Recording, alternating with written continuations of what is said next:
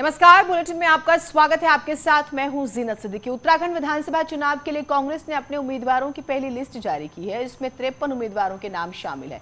17 सीटों पर प्रत्याशियों के नाम का भी ऐलान नहीं किया गया है। प्रीतम सिंह चकराता से कांग्रेस प्रत्याशी होंगे, जबकि गणेश गोदियाल श्रीनगर से उम्मीदवार होंगे। खटीमा में सीएम धामी के खिलाफ भुवन कापड़ी मैदान में होंगे। इंदिरा हृदयेश के बेटे सुमित को हल्द्वानी से टिकट दिया गया है। यशपाल आर्या हाल ही में आए थे, आप जानते हैं, बीजेपी से, उन्हें बाजपुर से, और उनके बेटे संजीव आर्य को नैनीताल से टिकट मिला है। पहली लिस्ट में हरीश रावत, हाल ही में बीजेपी छोड़कर कांग्रेस में आए हरक रावत और उनकी बहू का नाम शामिल नहीं है। पहली लिस्ट में रामनगर, सल्ट, लैंसडाउन और डोईवाला सीट पर उम्मीदवार के नाम का ऐलान नहीं हुआ है।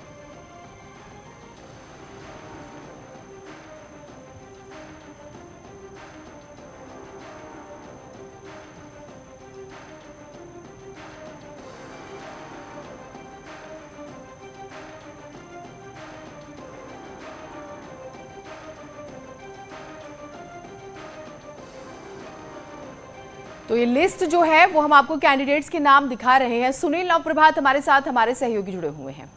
सुनील, सबसे पहले जो लिस्ट आई है, बड़े नाम कौन से हैं इसमें? जो नहीं है उन पर तो बात करेंगे, जरा हैं जो उनके नाम बताइएगा, और कितनी चर्चा थी उनके नामों की? देखिए जीनत, जो कांग्रेस ने 14 दिन के मंथन के बाद जो 53 कैंडिडेट की लिस्ट जारी की है, उसमें भी 17 ऐसी सीटें हैं जहां पर शुरू से कांग्रेस के अंदर एक मतभेद बना हुआ था, विवाद बना हुआ था, और उन सीटों की अभी भी कांग्रेस घोषणा नहीं कर पाई है। मैं देहरादून की बात करूं तो डोईवाला कैंट सीट ऐसी थी जहां पर प्रीतम सिंह और हरीश रावत के बीच कैंडिडेट्स को लेकर लगातार मतभेद बना हुआ था। इस सीट पर कांग्रेस ने अभी भी कैंडिडेट डिक्लेयर नहीं किया, यानी कि 14 दिन तक जो मंथन हुआ उसके बावजूद इस सीट पर कैंडिडेट नहीं रखा गया है। करीब 18 के आसपास कैंडिडेट ऐसे हैं जो 2017 के विधानसभा चुनाव में कांग्रेस ने उतारे थे, लेकिन उनका नाम इस पर काट दिया गया है। सहसपुर में आरिंदर शर्मा को टिकट दिया गया है। यहाँ पर लंबी जद्दोजहद चल रही थी कैंडिडेट्स को लेकर, वहाँ पर आरिंदर शर्मा को टिकट दिया गया। इसके अलावा जो सीटें हैं, खासकर डोईवाला पर एक बड़ा बीजेपी और कांग्रेस दोनों का फोकस था। बीजेपी ये देख रही थी कि कांग्रेस यहाँ पर किसको टिकट देती है, लेकिन डोईवाला पे भी टिकट नहीं दिया गया। हरीश रावत कहाँ से चुनाव लड़ेंगे ये अभी तय नहीं है, उनके नाम पर भी अभी सहमति नहीं बन पाई है। रणजीत रावत जो कांग्रेस के कार्यकारी अध्यक्ष हैं, वो कहाँ से चुनाव लड़ेंगे इस पर भी तय नहीं है। इतना जरूर है कि मुख्यमंत्री पुष्कर धामी की जो सीट है खटीमा, वहाँ पर कांग्रेस ने अपने कार्यकारी अध्यक्ष भुवन कापड़ी को मैदान में उतारा है। इसकी पहले से ही संभावना थी। बड़ा एक विवाद था यमुनोत्री सीट को लेकर। यहाँ पर कांग्रेस ने जो पूर्व में प्रत्याशी थे 2017 में कांग्रेस के संजय डोभाल, वो भी यहाँ पर दावेदार थे, लेकिन अभी जिन्होंने कांग्रेस ज्वाइन की थी, उत्तरकाशी जिला पंचायत के अध्यक्ष दीपक बिजलोन, उनके नाम को लेकर बड़ा विवाद यहाँ पर चल रहा था, लेकिन कांग्रेस ने उनको मैदान में उतारा है। आप रहिए हमारे साथ और बातचीत करेंगे, क्योंकि टिकटों से बहुत कुछ तय हो जाता है। दरअसल कांग्रेस की पहली लिस्ट में पूर्व मुख्यमंत्री हरीश रावत और हाल ही में बीजेपी छोड़कर कांग्रेस में आए हरक सिंह रावत, उनकी बहू भी नाम शामिल नहीं है। ये देखिए हरीश रावत। वैसे 17 सीटों का जिक्र अभी सुनील कर रहे थे, हो सकता है उसमें से किसी एक पर हो। हरीश सिंह रावत तो ऐसे लगा आखिरी वक्त में भी आएंगे, नहीं आएंगे, क्या होगा, राजी नहीं हो रहे हैं, क्योंकि बहू को टिकट चाहते थे। तो ये अब बीजेपी की तरफ से भी यही कहा गया कि भाई हम वो नहीं दे सकते थे और इसी वजह से उन्होंने पार्टी छोड़ी। लेकिन कांग्रेस में जो है अब सवाल यही है कि भाई अनुकृति रावत का जब हम जिक्र करते हैं, अब नेता कांग्रेस है, आपने सुना भी था, पिताजी ने जो फैसला लिया होगा बेहतर है, वो तमाम तरह की तारीफ वो करती हैं और वो कहती हैं कि ठीक है, पार्टी जो भी फैसला करेगी। अब सुनील, हमारे दर्शकों को एक चीज जरूर बताइएगा। मैं जब यशपाल आर्य की टिकट देख रही हूं और ये खबर है कि उनके बेटे को भी टिकट मिली है, तो यानी कि एक परिवार से 2 टिकटें पार्टी दे रही है, तो क्या ये संभावना नहीं है कि हरक रावत और उनकी बहू को भी टिकट मिलेगी? थोड़ा सा इंतजार करना होगा। देखिए जीनत, कांग्रेस कह चुकी है कि जो नैनीताल में संजीव आर्य और बाजपुर से यशपाल आर्य को टिकट दिया गया है, वो एक अपवाद स्वरूप हो सकता है, और कांग्रेस ये भी कह चुकी है कि एक परिवार से एक ही टिकट मिलेगा। लेकिन जहां तक हरक सिंह रावत हो या उनकी बहू की बात करें, तो ये माना जा रहा था कि लैंसडाउन सीट से अनुकृति रावत को पार्टी मैदान में उतारेगी, लेकिन लैंसडाउन सीट पर भी अभी टिकट क्लियर नहीं किया गया। इसके अलावा जो माना जा रहा है, जो लगातार चर्चाएं हैं कि हरक सिंह को कांग्रेस चौबट्टाखाल सीट से, जहां पर बीजेपी के कैबिनेट मंत्री सतपाल महाराज चुनाव लड़ रहे हैं, वहां से उतार सकती है। तो ये भी बहुत सारी ये संभावनाएं हैं कि कांग्रेस इस मामले में भी सॉफ्ट कॉर्नर ले सकती है और जो हरक सिंह रावत हैं उनको सतपाल महाराज के खिलाफ चौबट्टाखाल सीट पर उतार सकती है। और लैंसडाउन सीट पर यह माना जा रहा था कि अनुकीर्ति रावत का नाम कांग्रेस फाइनल करेगी, लेकिन इस सीट पर बड़ा विवाद है अनुकीर्ति को लेकर, क्योंकि कांग्रेस से कई दिग्गज यहां पर मैदान में हैं। तो इसीलिए इस सीट पर भी अभी तक फैसला नहीं हो पाया है। कुल मिलाकर जो 17 सीटें इतिहास के बस्ते में डालने की तरफ धकेल दिया है, तो किसी नई पार्टी के लिए तो सवाल ही नहीं होता। कोई दिल्ली नहीं है जहां लोग घूमते हुए आए और कुछ बात कह करके चले जाएं, सारी जगह चर्चा हो जाए। उत्तराखंड के गाड़ गधेरे डांडे कांडे विषम भौगोलिक परिस्थितियां, सारे हालात को समझने के लिए और समझ करके फिर नीतियां बनाने के लिए बहुत समय चाहिए। तो वो समय इनको देना पड़ेगा। राजनीतिक पंडित जो कोई आकलन करने वाले लोग हैं वही कहते हैं कि कांग्रेस वीक हो रही है, उसकी स्पेस जो उसका वैक्यूम है उसका फायदा तीसरी पार्टियां उठा रही हैं वहां पे। ये बहुत टेम्परेरी फेज रहता है इस तरीके की चीज़ों का।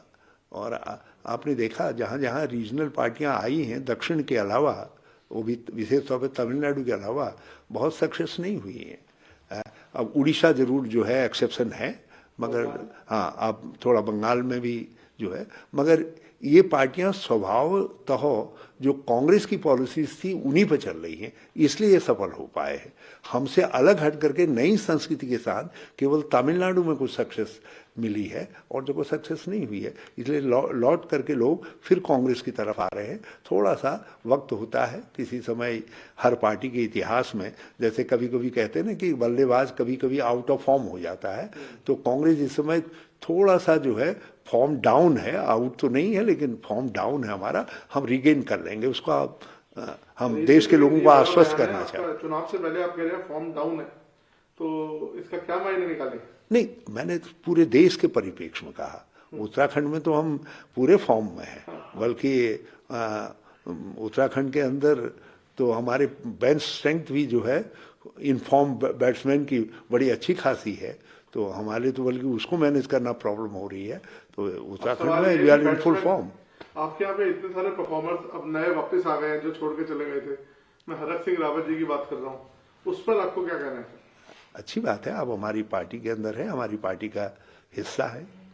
नहीं तो वो जब छोड़ के गए थे उन्होंने आपकी सरकार गिराई थी और इनफैक्ट डिस्टेबलाइज किया था उनको ऐसे मौके पे जबकि चरम पर हैं, और आप जब कह रहे हैं कि आप इन फॉर्म बैटिंग कर रहे हैं, तो उनको लाने की क्या जरूरत थी आपके हिसाब से? देखिए, पार्टी का निर्णय है, तो पार्टी के अंदर जो निर्णय लिए जाते हैं कई तरीके की सोच और समझ के आधार पर किए जाते हैं। पार्टी हमेशा आगे देख करके निर्णय करती है, तो हम पार्टी का जो भी निर्णय है उसको हमें सिरोधारी है। तो आप खुश हैं इस निर्णय से? मैंने कहा पार्टी का जो भी निर्णय है वो हमको सिरोधारी है। तो सर आपको क्या लगता है अब सीएम चेहरा कब अनाउंस होगा और कौन रहेंगे? आप ही रहेंगे या कोई और रहेंगे? देखिए, मेरे हाथ में एक काम है जो मुझे पार्टी ने सौंपा है। कहा है तुम कैंपेन को लीड करो, चुनाव तुम्हारे नेतृत्व में लड़ा जाएगा। मैं वो काम कर रहा हूँ, तो मैं एक बार में एक ही काम में फोकस करता हूँ। अब कौन मुख्यमंत्री होगा, मेरा काम है बहुमत जुटे, और बहुमत जुट जाएगा तो जो हमारी टाइम टेस्टेड ट्रेडिशन है कि हम कांग्रेस अध्यक्षा से प्रार्थना करते हैं कि हमारे नेता को नामजद कर दीजिए, वो हमारा नेता नामजद कर देंगे। तो सर मैं एक चीज आपसे पूछना चाहता हूँ, आपने जैसे अभी कहा कि आपको बोला गया कैंपेन लीड करने के लिए, नेतृत्व करने के लिए, तो एक नेचुरल चॉइस तो आप ही हैं। इसको मैं आपकी शुभकामना मान लेता हूँ। आपके प्रश्न नहीं, मैं आपसे सवाल पूछ रहा हूँ। कभी कभी शुभकामनाओं को जो है प्रश्न के रूप में उत्तर नहीं दिया जाता है, शुभकामनाओं को ग्रहण किया जाता है। मैंने आपकी शुभकामना ग्रहण कर ली है। आपने बहुत ही डिप्लोमेटिक इसका आंसर दिया है। अब मैं तो हरीश रावत को आप सुन रहे थे, उनका जो अंदाजे बयान है। और हाँ, ये सवाल भी हुआ कि भाई सीएम चेहरा, उन्होंने कहा कि मैं एक बारी में एक ही काम करता हूं, लेकिन शुभकामनाएं ग्रहण करने का मतलब है कि हाँ, चाहत तो है। खैर, कांग्रेस ने जो लिस्ट जारी की है, हम उस पर लगातार चर्चा कर रहे थे। 17 सीटों पर नाम का ऐलान नहीं हुआ है। लिस्ट में 11 ब्राह्मणों को टिकट, 22 ठाकुर नेताओं को टिकट और 2 मुस्लिम को टिकट मिला है। तो ये हम अभी जो टिकट आई है उसका जो आप एक ये निकालिए, एक आकलन जो है वो आप इसे ऐसे समझ सकते हैं। सुनील हमारे साथ जुड़े हुए हैं। सुनील, अभी हम हरीश रावत को सुना रहे थे और अब सवाल यही कि उनकी टिकट का क्या, क्योंकि सबसे ज्यादा नजर थी उन पे और हरक सिंह रावत पे और उनकी बहू पर। तो ठीक है, अभी क्या जानकारियां आ रही है, किस सीट को लेकर वहां जमीन पर चर्चा है? देखिए, हरीश रावत के टिकट को लेकर जो चर्चा है कि हरीश रावत रामनगर सीट से भी चुनाव लड़ सकते हैं, सल्ट से भी चुनाव लड़ सकते हैं, इसके अलावा डीडीआर की भी चर्चा थी, लेकिन कांग्रेस ने अभी अपने पत्ते नहीं खोले हैं। जहां तक हरक सिंह रावत की बात है तो इस कांग्रेस की सूची पर लगातार बीजेपी की भी नज़र थी और बीजेपी ने भी करीब 11 सीटें अपनी होल्ड पर रखी हुई हैं। ये माना जा रहा था कि कांग्रेस हरक सिंह रावत को टिकट नहीं देगी, लेकिन जो लगातार जो चर्चाएं हैं ये भी चर्चाएं हैं कि हरक सिंह रावत को कांग्रेस सतपाल महाराज के खिलाफ चौबट्टा खाल सीट से चुनाव लड़ा सकते हैं। इसके अलावा उनकी बहू को लेकर जो चर्चाएं थी कि लैंसडाउन से उनको टिकट दिया जा सकता है और पहली सूची में अनुकीर्ति गुसाई का भी नाम हो सकता है, लेकिन इस पहली सूची में अनुकीर्ति गुसाई का नाम नहीं है। यानी कि वहाँ पर लगातार कांग्रेस के भीतर एक बड़ा वर्ग है जो लगातार अनुकीर्ति गुसाई के कांग्रेस में शामिल होने को लेकर और उनकी दावेदारी को लेकर वहाँ पर विरोध कर रहा था। 10 से 12 कैंडिडेट कांग्रेस की सीट पर हैं, लैंसडाउन सीट से हैं। तो हो सकता है कि इसी विवाद के चलते फिलहाल लैंसडाउन सीट को भी होल्ड पर रख दिया गया है। इसके अलावा केदारनाथ में भी जो कांग्रेस के जो सिटिंग यहाँ पर विधायक थे, 10 के 10 विधायकों को उनको एक बार फिर से कांग्रेस ने उन पर भरोसा जताया है। हल्द्वानी में दिवंगत इंदिरा हृदय की सीट पर उनके बेटे सुमित हृदय पर कांग्रेस ने भरोसा जताया है। तो कुल मिलाकर कांग्रेस ने जो 53 सीटें 53 कैंडिडेट्स के नाम जो जारी किए हैं उनमें 17 वो सीटें छोड़ दी गई हैं जहां पर लगातार विवाद की स्थिति बनी हुई है और इनमें से देहरादून कैंट भी एक महत्वपूर्ण सीट है जिस पर बीजेपी की भी नज़र थी कि कांग्रेस यहां पर किसको मैदान में उतारेगी, लेकिन इस सीट को भी कांग्रेस ने फिलहाल होल्ड पे रख दिया है। सुनील, ठीक है, विवाद है लेकिन विवाद का निपटारा तो करना होगा क्योंकि तारीखें बहुत ज़्यादा हमें कहें कि करीब आ रही हैं। नॉमिनेशंस की बात करें, आगे फिर वोटिंग भी। अब एक सवाल, 17 सीटों पर नामों का ऐलान नहीं हुआ, 11 ब्राह्मण, 22 ठाकुर, 2 मुस्लिम। अब ये जो फॉर्मूला है जरा इसे भी समझाइए उत्तराखंड के लिहाज से, क्योंकि आप टिकटें किस तरह से किस फॉर्मूले से बांटते हैं उससे भी बहुत कुछ तय होता है। देखिए, चुनाव में जातिगत और क्षेत्रीय समीकरण बेहद में। जी जी, बोलिए सुनील।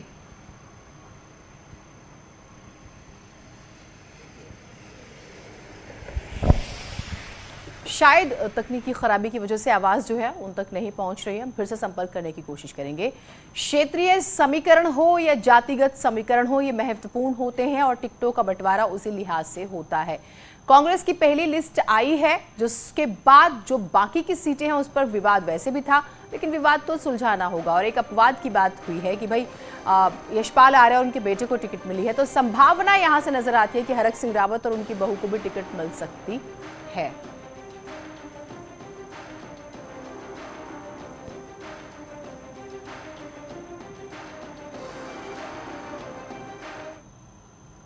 तो हम अभी कांग्रेस की लिस्ट पे चर्चा कर रहे थे। बीजेपी में पहली लिस्ट के बाद से बवाल ही नहीं थम रहा है। काशीपुर विधानसभा सीट से त्रिलोक सिंह चीमा को टिकट दिए जाने के बाद से बीजेपी में जमकर विरोध हो रहा है। कई बीजेपी नेताओं और पदाधिकारियों के साथ लगभग 400 कार्यकर्ताओं ने सामूहिक रूप से इस्तीफा दे दिया। सामूहिक रूप से फैसला भी किया है कि त्रिलोक सिंह चीमा को टिकट दिए जाने का फैसला बदला नहीं गया तो महापौर उषा चौधरी या फिर राम मेहरोत्रा को निर्दलीय लड़ाया जाएगा। के खिलाफ आज काफ़ी कार्यकर्ताओं में रोष था और उन्होंने ये कहा कि भाई अगर इसका टिकट हुआ, अगर इसे ही चुनाव लड़ाया गया, हम लोग चुनाव नहीं लड़ाएंगे और हम जो है इसका विरोध करेंगे। और इसके तहत उन्होंने आज सामूहिक इस्तीफा सभी कार्यकर्ताओं ने दे दिया। टिकट वितरण सही नहीं हुआ है, उसी के मद्देनज़र आज एक मीटिंग थी और उस मीटिंग में सभी ने अपने सामूहिक रूप से अपना रोष प्रकट करते हुए पार्टी की प्राथमिक सदस्यता से इस्तीफा दिया। तो चाहे कांग्रेस पार्टी हो या फिर बीजेपी, टिकटों के ऐलान के बाद विवाद हर पार्टी में होता है और हो रहा है। एक छोटा ब्रेक ले रहे हैं, कहीं मत जाइएगा।